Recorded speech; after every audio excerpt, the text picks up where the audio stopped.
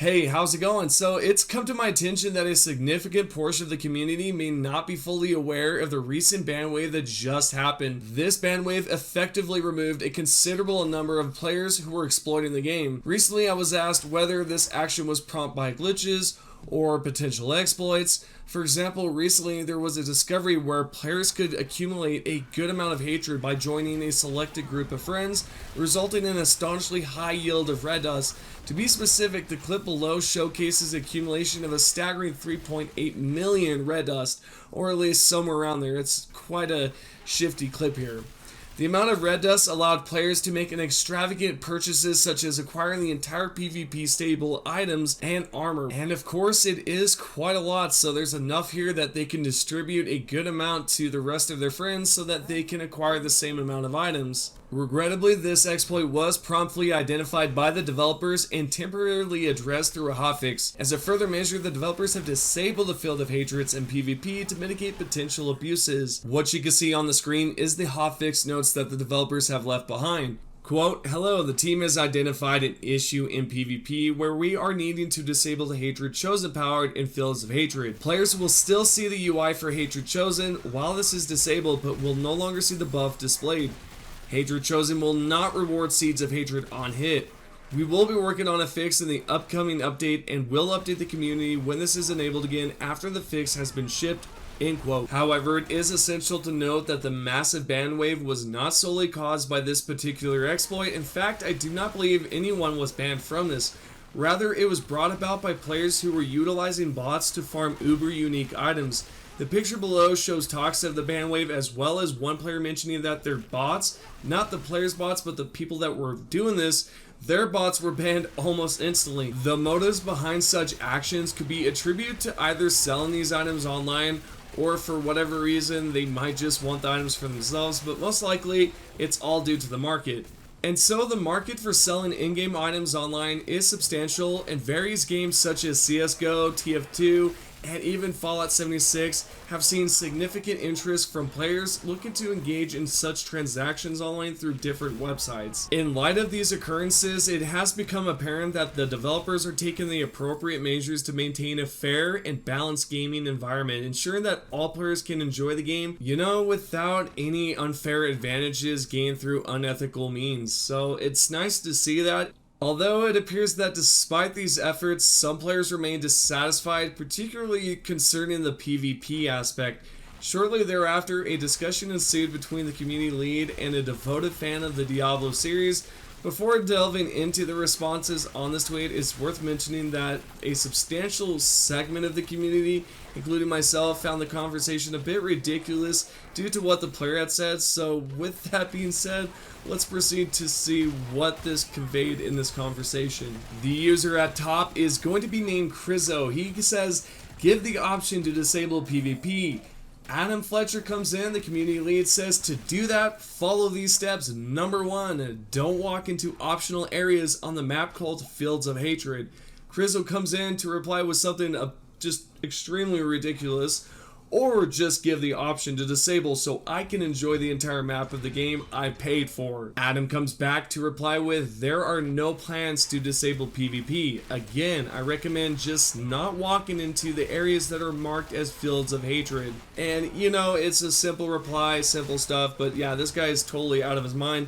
The only reason why I'm sharing this is just to explain how, or show how crazy the community can be when people are just fans of a specific game. It just gets a little bit too hectic and a little bit too wild to where we have to act crazy towards certain developers, or in this sense, a community lead. It's just ridiculous. On a rather peculiar note, a recent post by a news author at VG247 caught the attention of many.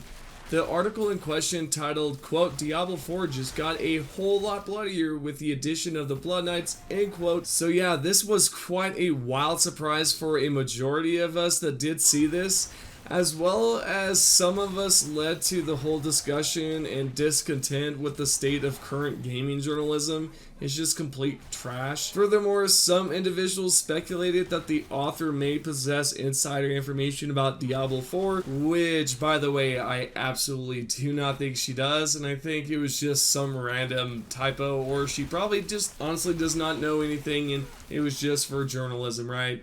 which is what I've seen quite often with a lot of different journalists out there. So it's all weird right now with just the gaming in general, especially the recent stuff that went down with Xbox and PlayStation, which is a whole entirely different conversation put together.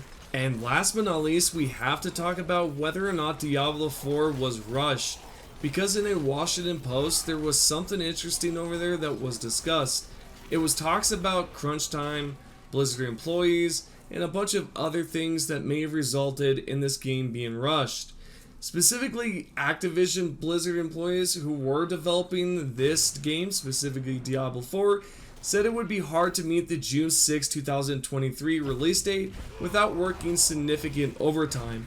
They claimed that the development process had been plagued by mismanagement, and honestly, it probably was, because sometimes, with developing games, it gets a little hectic. We've seen some companies in the past with some crazy crunch time. Continuing on, what's interesting is that 15 former Blizzard employees spoke anonymously to the Washington Post about this whole entire situation. They reported experiencing consequences of crunch such as chronic injuries, insomnia, anxiety, and less time for personal relationships and family.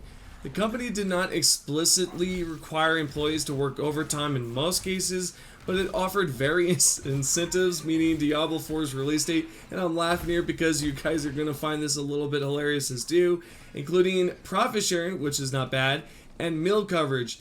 Blizzard provided a $24, or $25, DoorDash credit to employees working more than 10 hours a day. Really? They had to work past 10 hours in order to receive a freaking $25 DoorDash card. Does that not seem a bit ridiculous, a little bit crazy, that they had to work 10 hours just for a $25 food card? But as you can tell, this is what led to some employees leaving and going to a different company to make better money and, to overall maintain a better life, right? And this is kind of sad. I don't know, Blizzard's one of those companies where they're really, to my opinion, from an outside looking in, it seems that they're very aggressive towards their employees and they want them to kind of just work endlessly for whether it be, I'm guessing, WoW or Diablo or whatever it may be. And it's just sad news. I thought I would share this with all of you because I thought it was personally interesting to read up on this. It's over there at the Washington Post. I'll leave a link somewhere down below in the comments section. Other than that, I would like to know what you guys think. Do you believe Diablo 4 was rushed? And if it is, let's talk about that. And let's also discuss the ban wave.